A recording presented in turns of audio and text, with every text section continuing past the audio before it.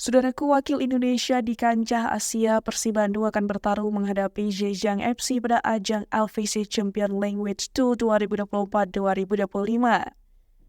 Jadwal siaran langsung Zhejiang FC versus Persib akan digelar pada Kamis 3 Oktober 2024 di Stadion Huanglong Sports Center Hangzhou, China. Jelas, Maung Bandung tak boleh kembali kalah demi menjaga asa lolos ke fase selanjutnya. Pelatih Persib Bandung Bojan Hodak bersama stafnya bekerja menganalisis peta kekuatan lawan secara materi dihuni oleh pemain-pemain pengalaman dan memperkuat timnas Cina.